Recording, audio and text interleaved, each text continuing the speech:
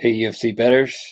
Welcome to another broadcast of Best MMA Picks. I'm your host, JD. Welcome back. And we've got a full card here set for this next coming weekend. Very exciting card. UFC Fight Night on January 30th in Newark, New Jersey. It's UFC New Jersey. Got quite a few fights here, including Fight Pass prelims and regular Fox Sports 1 prelims. And this is another great card set. Should be very exciting. I love these Fox freebie cards because it really gets the UFC out there, UFC name out there, and just kind of helps promote MMA in general to the public that, wouldn't otherwise watch it or pay for it. So I really think this is good for the organization. I hope, that they continue to offer these free cards and they get the advertisements and promotions. So with that being said, we're coming off of a really good weekend this last weekend with the Cruz Dillashaw fight. Hit several large underdog plays. We, went 8-4 with a very large bet on Cruz, and we came away with several $1,000s in earnings. So hopefully everybody tailed those plays. I'm hoping to do the same this week and just bring more value to you. We also hit a new record on our video views. Thank you to all who have shared, retweeted, and given those social media boosts to our channel.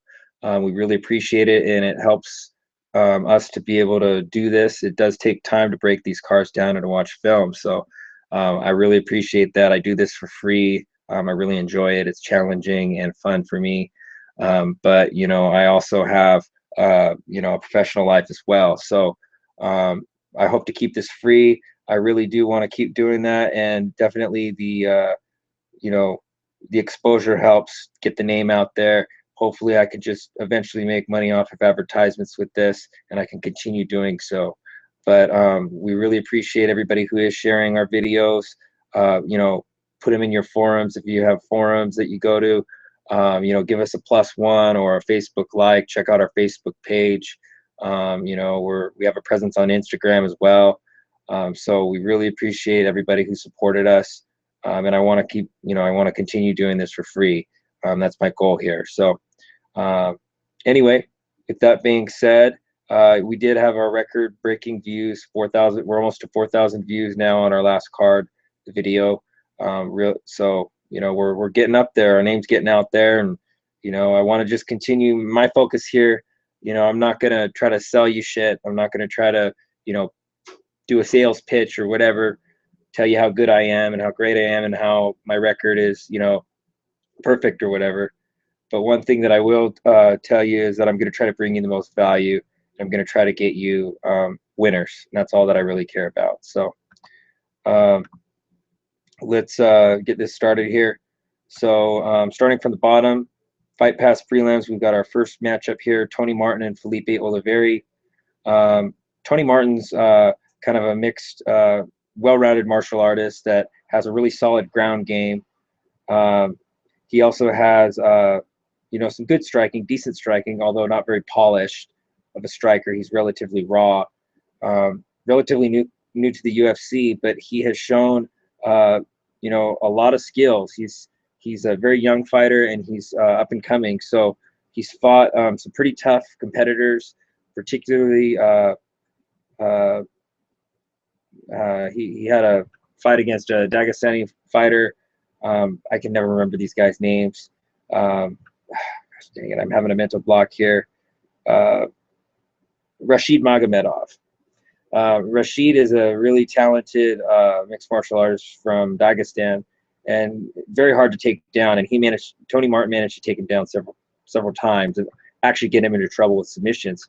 The problem with Tony Martin that we've seen time and time again is Tony Martin tends to do really well the first round. He kind of puts it all out there on the table. And if he doesn't get it finished in the first round, he tends to kind of fade and really just look horrible as the second and the third rounds unfold. Felipe Oliveri, kind of the opposite there, just a really balanced, well-rounded mixed martial artist. He is he's a Novo União fighter from Rio. Trains with the likes of Renan Barão, Hakran Diaz and a couple other really good fighters from Brazil. He has that great takedown defense that a lot of fighters from that camp have. He's got really good boxing and jiu-jitsu, particularly his jiu-jitsu is really good. I believe he's a black belt, if I remember correctly. So, we've got a pretty good matchup here between these two guys, but I would have to take Oliveri here to win this one by more than likely a submission, but I'm going to go with a decision here for it to go 3 rounds. I think that it'll go the distance, but that's my prediction for this first fight is for Felipe Oliveri. I lean slightly on Oliveri here for him to win this one by decision. Next fight, we have Damon Jackson and Levan Makashvili. Makashvili, I believe he is out of New Jersey. And Jackson is just kind of a wrestler / striker. Makashvili, I'm not going to really get too in depth here. Damon Jackson is a decent fighter. He's got really decent wrestling, and that's kind of like the only thing that he's really got going for him is his wrestling. Makashvili is a much more well-rounded fighter, in my opinion. I think he can stand in the pocket. He's got good feints, good head movement, crisp, fast hand speed and strikes, tends to find openings. He also has that really good wrestling that he really hasn't really been showcasing a whole lot of. He's mainly just tried to strike with guys. But as you can see here with the Mark Adiva fight, he actually took him down 7 times. He's gotten 5 wins by KO, TKO. This guy's a pretty solid fighter. His last fight, he's coming off of a really tough loss with Hakran Diaz, whom I thought he gave a lot of problems. It was a very close fight. I thought he actually outstruck Hakran, and in my opinion, I think he actually won that fight. I think it was a little bit of an upset, and I did not expect him to. I actually was betting on Hakran, and I did not expect him to do as well as he did against Hakran, because Hakran's a beast, and so he did give him a lot of problems. This fight right here, I think, is going to be a rebound fight for this guy. He's going to be much more motivated, and I think he's actually. I would not be surprised if he finishes this fight. This may be a good DraftKings play if you play DraftKings. Levan Makashvili, I don't know what the odds are at, but I try to handicap the card first, and then I look at the odds last, and that's what I'm trying to get in the habit of doing. And I've been doing a lot better with my picks since I've been doing that. So that's what I'm going to do here. I'm going to go over the odds last really quickly. But my prediction is for Levan Makashvili to defeat his opponent. I don't even know the guy's name, but I watched footage on him. To defeat Damon Jackson. I'm going to go with the submission. I think he's going to get his back, and I think he's going to get probably a rear naked choke. But that's my prediction for that. Next fight, we have Matt Dwyer out of Canada versus Randy Rude Boy Brown, the Jamaican fighter. This guy, Randy Brown, I guess, is a Dana White promoted fighter in his new series, looking for a fight. This guy's actually gotten some bonuses, it looks like, and I've never actually seen where he's fought. It must have been on the show, which I haven't actually had a chance to view.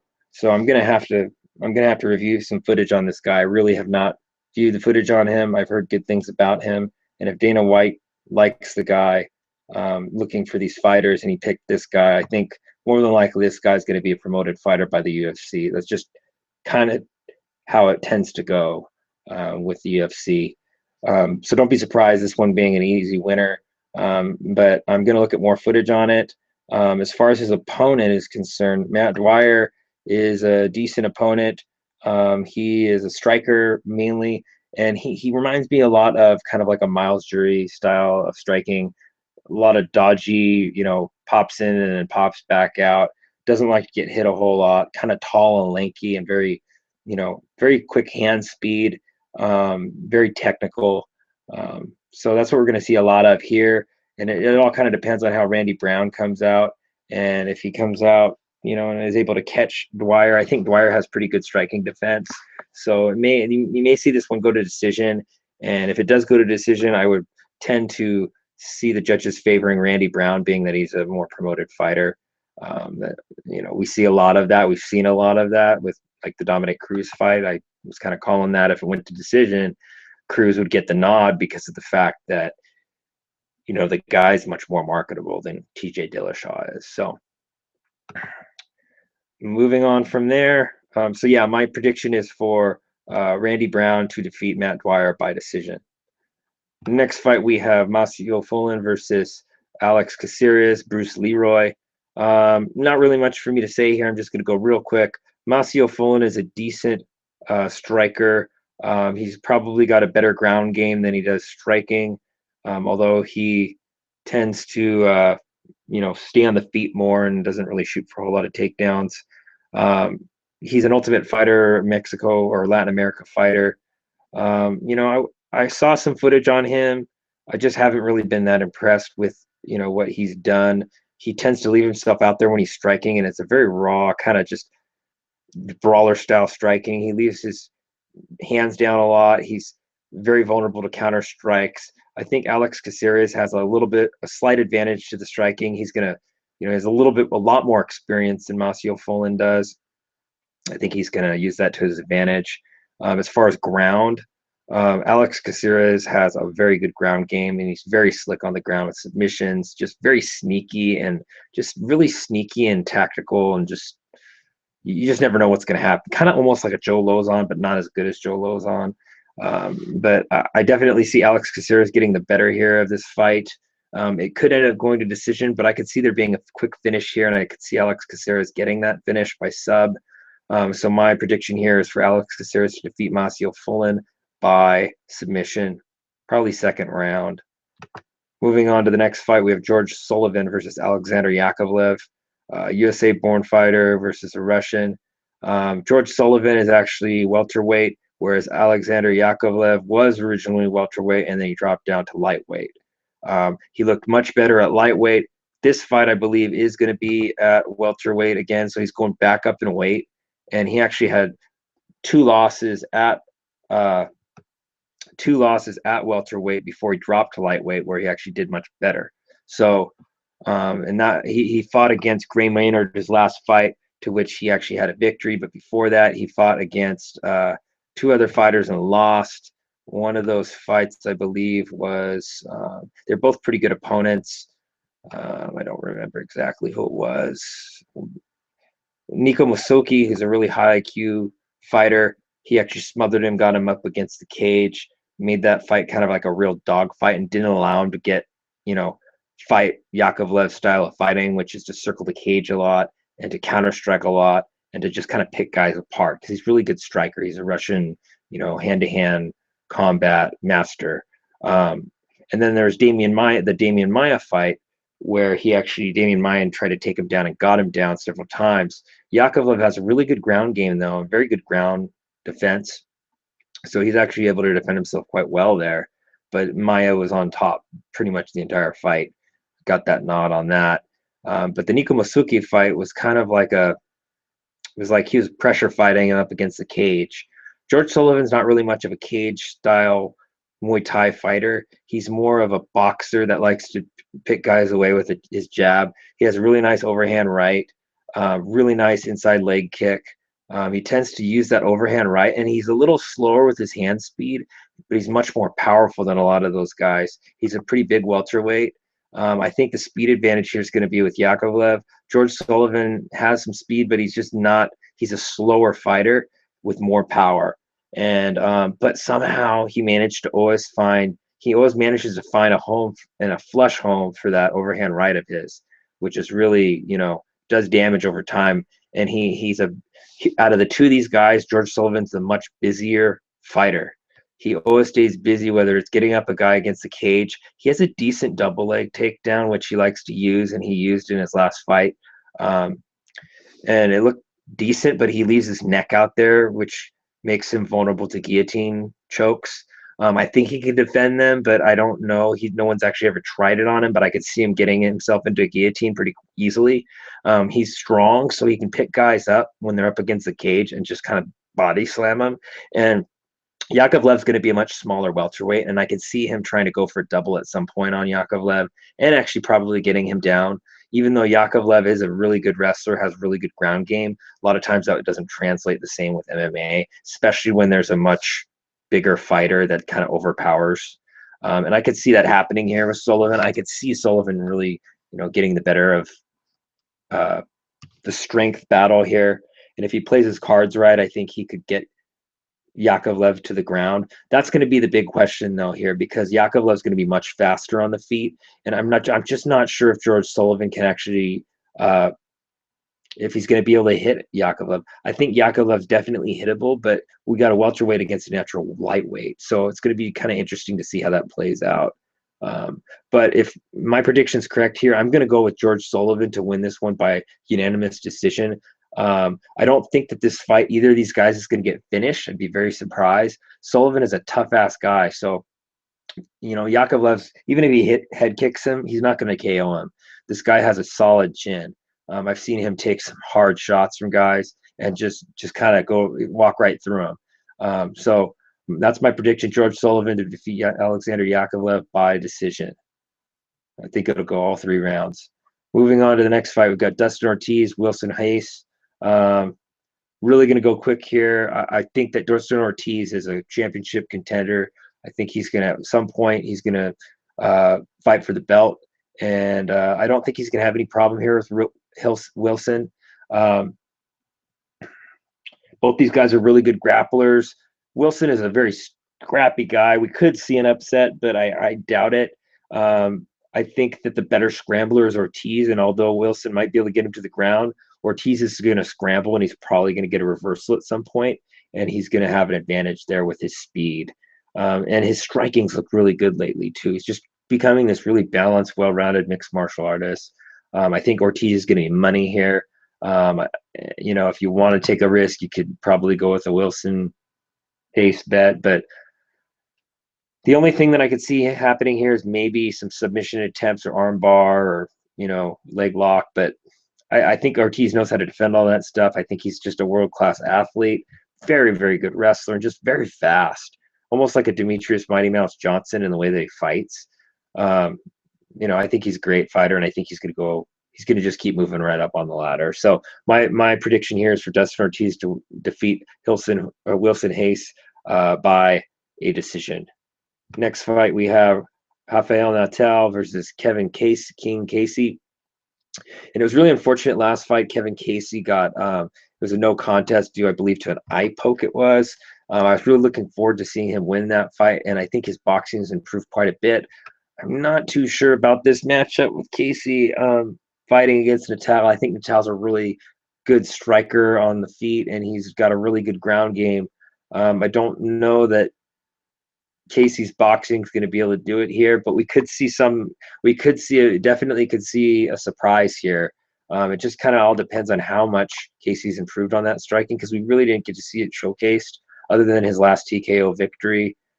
He hasn't really been up against any notable competitors, and Natal is going to be a huge step up in competition for him, and I'm just not too sure there. Natal has been tagged before, and he has been TKO'd before, so there's a questionable issue there with his chin on whether or not it'll hold up.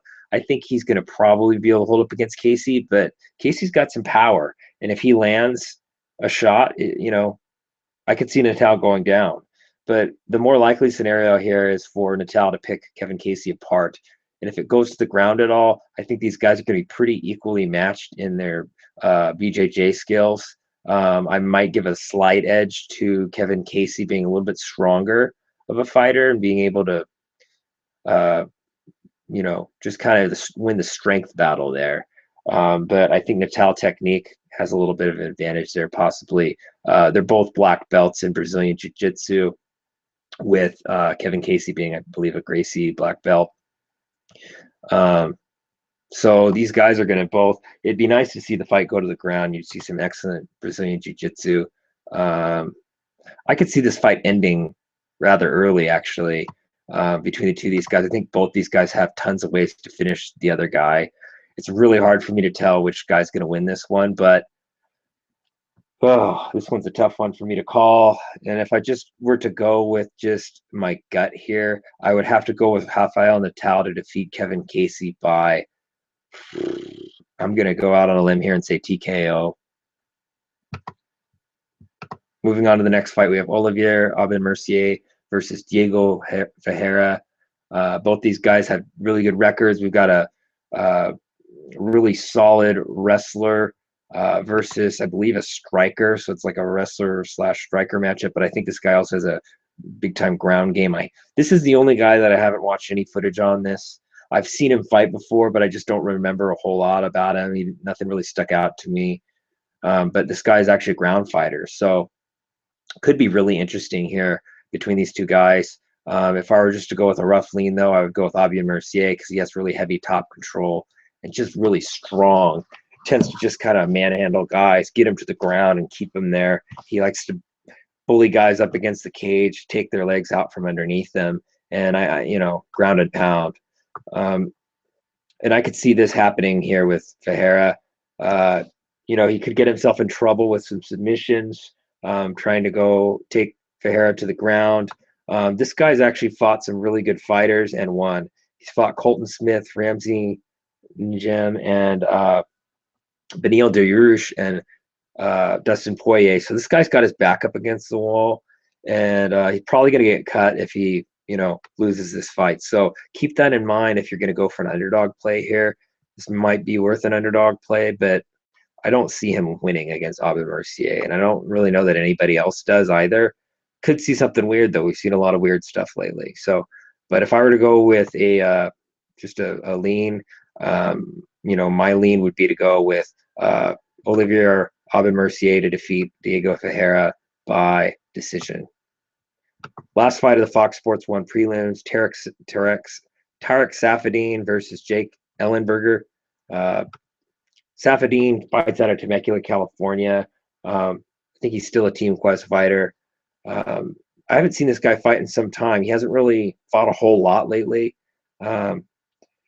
Ellenberger, kind of on a regression. So both these guys like to strike. Ellenberger's probably got a little bit more wrestling and wrestling experience and a little bit bigger wrestling base than Saffiedine. Saffiedine likes to keep things on the feet. He's got pretty good takedown defense. I mean, both these guys really 85% takedown defense. Ellenberger tends to shoot more and he gets guys down on the ground more. Tarek Saffiedine strikes at about double the rate of lands about double the rate of Jake Ellenberger. Excuse me. Little tongue-tied today.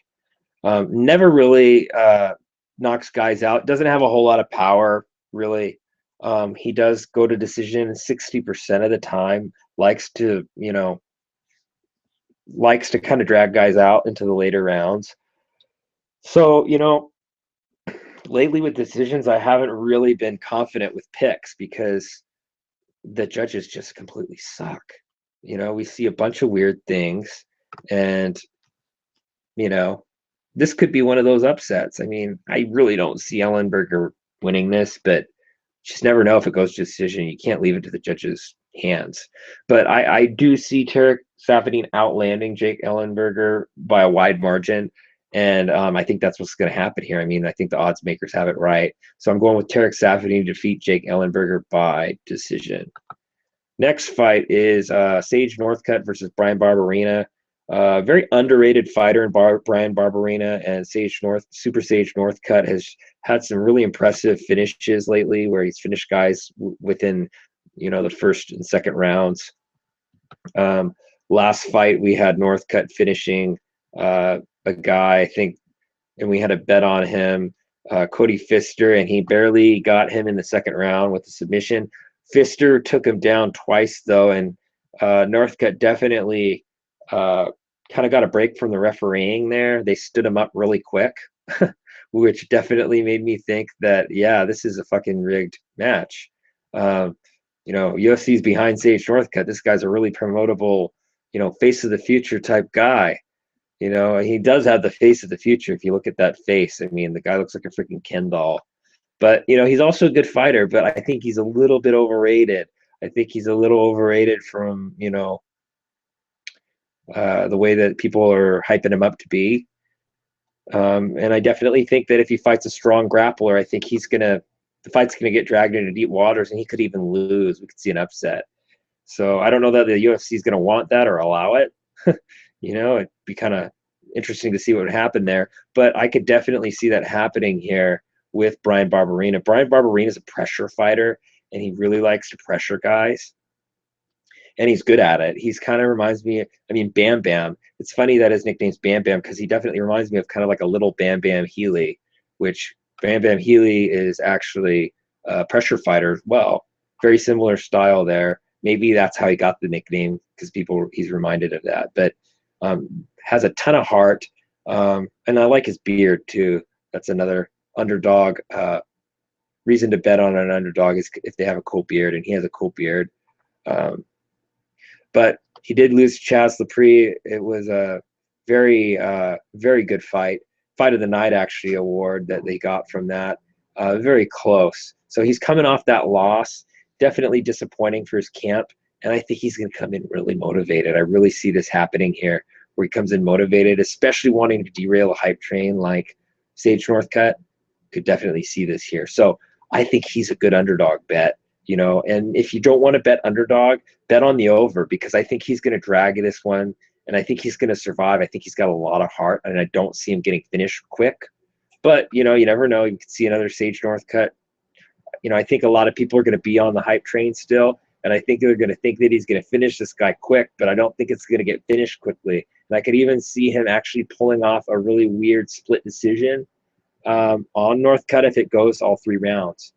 But, more than likely the scenario here, if I'm going to go with the lean, it's going to be with Sage Northcutt to defeat Bryan Barberena by probably a TKO. Moving on to the next fight, got Yuri Alcantara versus Jimmy Rivera, the Terror, Jimmy Rivera.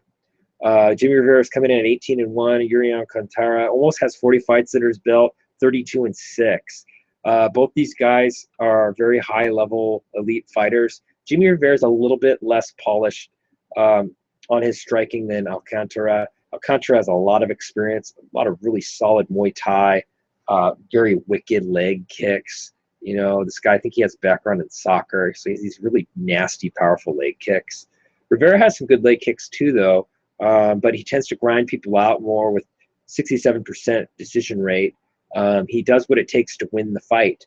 Although he's fell in love with his boxing lately, he's knocked out, I think, the last 3 opponents that he's faced.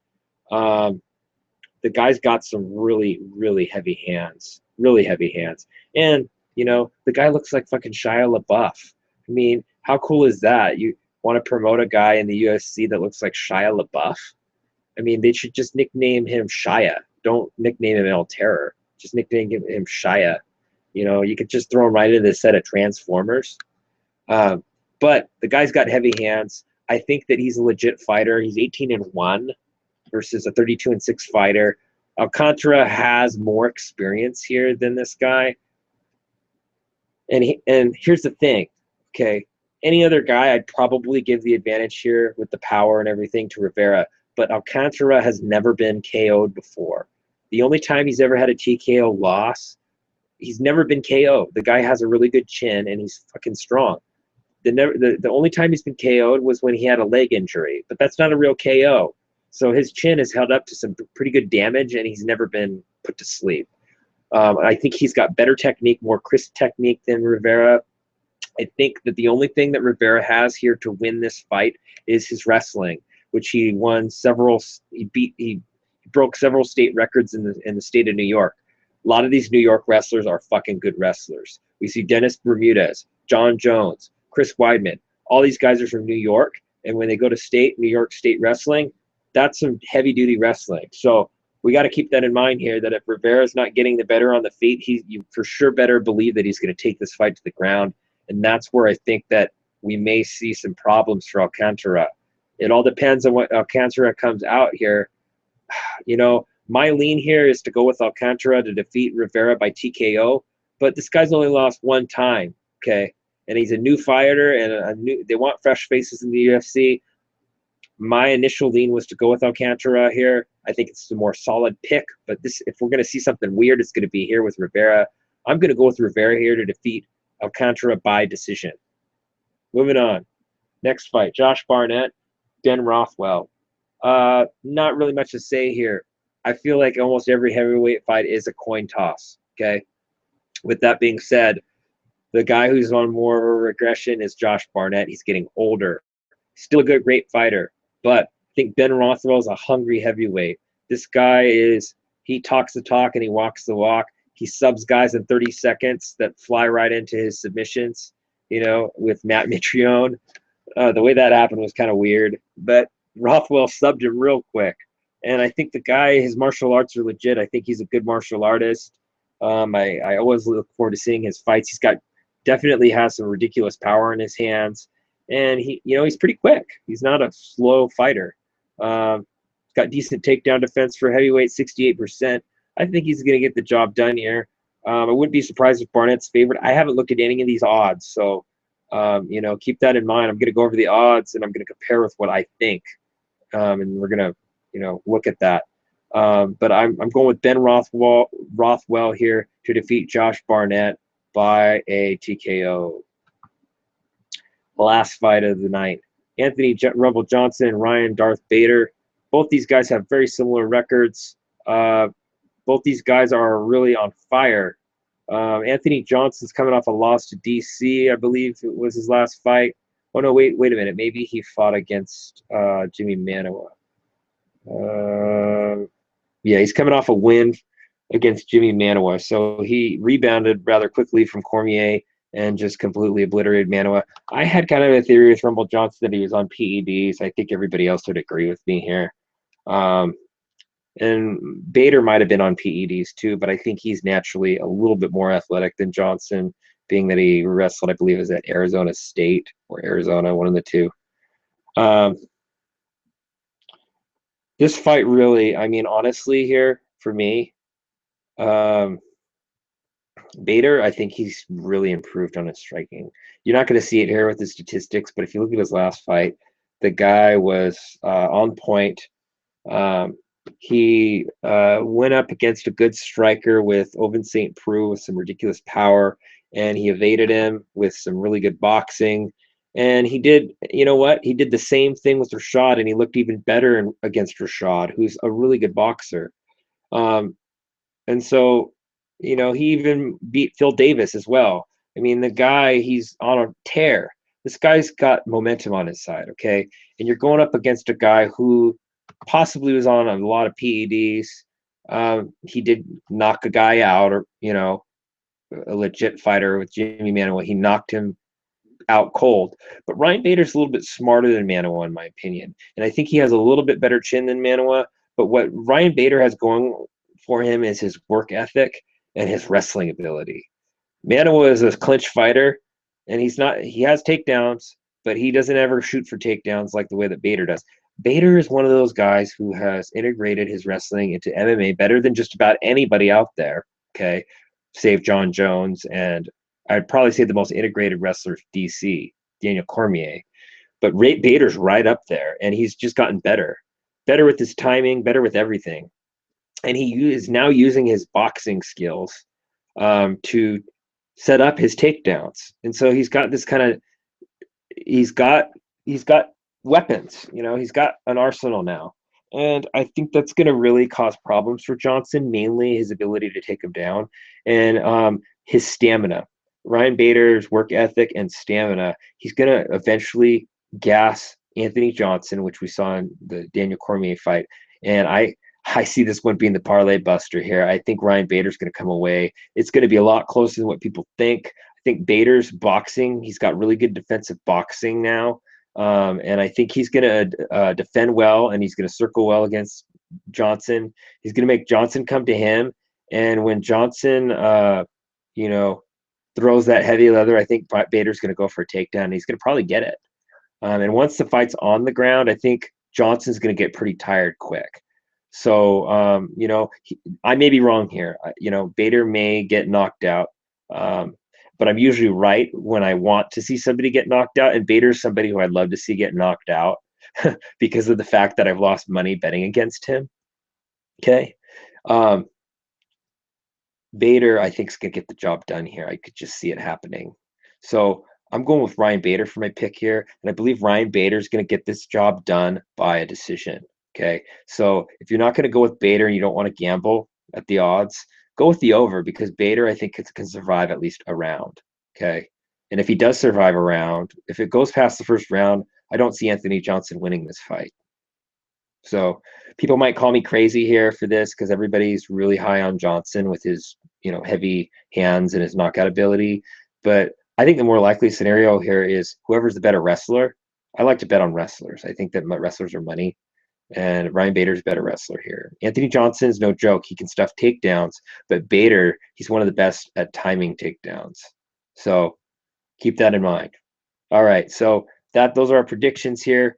Make sure you subscribe. Make sure that you subscribe to our YouTube channel. Go ahead in there and hit subscribe now, so that way you have the updates that we get. You know when we're posting videos, and then go to our Twitter. That's where all the live action happens that we post. If we see weird line movements, we post those.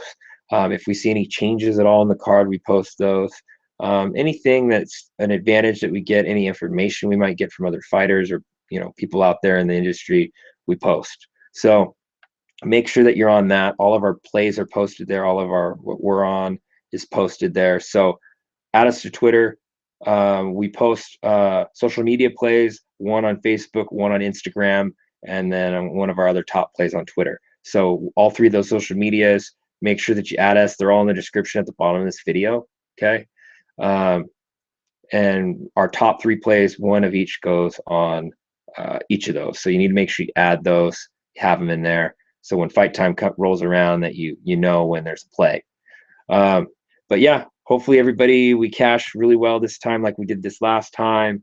I'm hoping that there were a lot of people that you got stacks of money from that last card, because it was really fun. Good fights. My boy Dominic Cruz got his belt back, and it was just a good night overall. So everybody enjoy the fights. Have a safe week. Thank you for your support. Really, thank you. Please comment on these videos. I'll do my best to answer your questions. We will be posting some, we've been getting a lot of questions regarding sports books and Bitcoins and the whole bit behind that, how you can use that to get on and, be part of that. So we may be posting some links to some videos on that kind of stuff. If you're interested, keep an eye on our feed, because you'll see those there. And we love to explain that stuff and help people out. So, just stay tuned there. There's going to be a lot of interesting stuff coming up. Our website we're working on, it's kind of in the process, but it's going to get there. So we'll take a look at the odds real quick if you want to stick around for that. But Randy Brown looks like a -200, which I'd expect. I don't know if there's anything worth betting there. Tony Martin and Felipe Oliveri, we got an underdog bet there that looks pretty good, and I think that might be a good play. And I would definitely probably go with this one. I'd probably go lean over on it. Makashvili looks definitely like a huge favorite here, which I would probably agree with. That's kind of an inflated line, though, in my opinion, but I think he's definitely going to beat Jackson. Over under, I think there may be some value there on that under. Caceres, huge favorite there, which I would expect. I think that's a little inflated as well, though. I think Masio Fullen could definitely get an upset there, but more than likely the Caceres, I would agree with the odds makers there. This one also may be worth an underlook. Caceres does have the tendency of finishing guys pretty quick, usually in the first round with submissions a lot of the time. Sullivan and Yakovlev.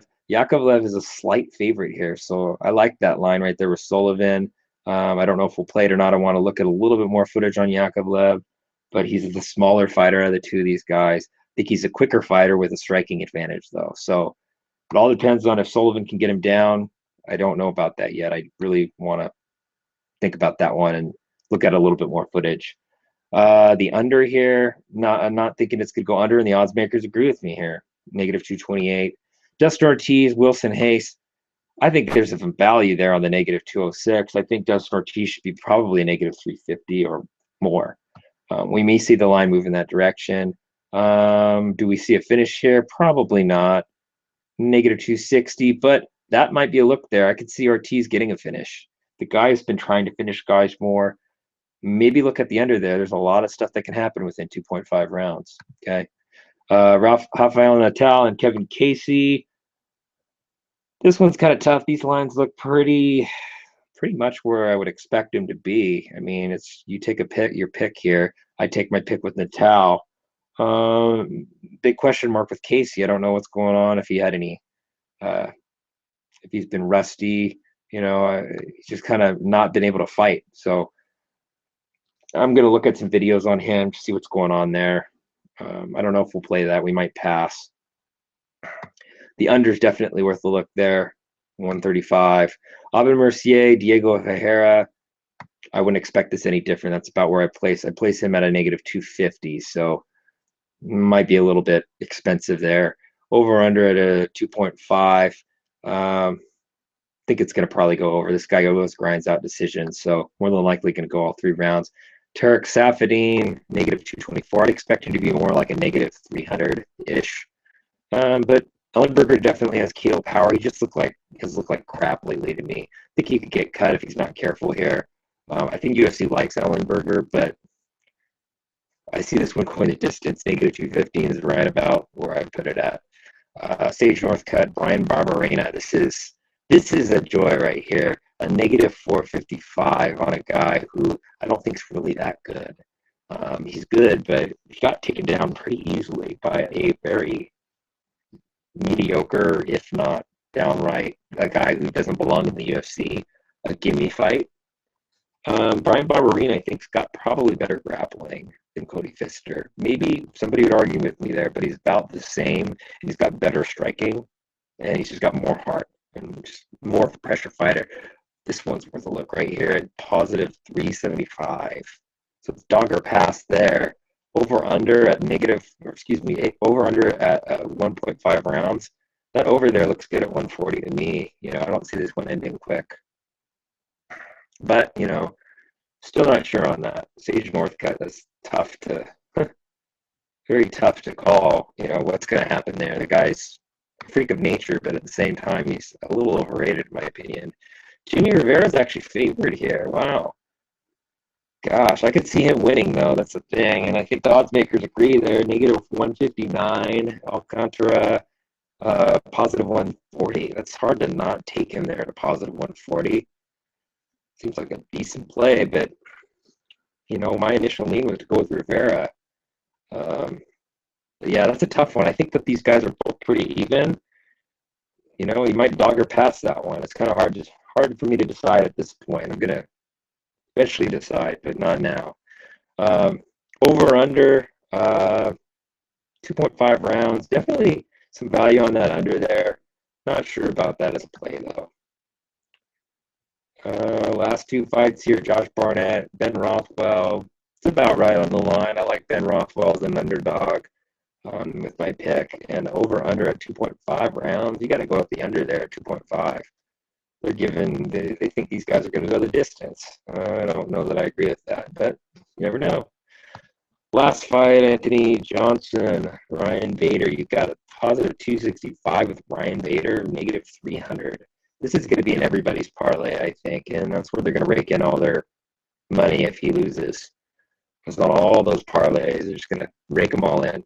But, maybe I'm wrong here. Maybe he does get a KO, but I just don't see it with Bader. I think Bader's too good. I think he's gotten to be a legitimate elite fighter. And I think he showed that his last couple fights that he is at the elite class now. So that's all that I have tonight. Hopefully you enjoyed this broadcast. And let's go cash at the window. We'll see you later. And everybody have a good night.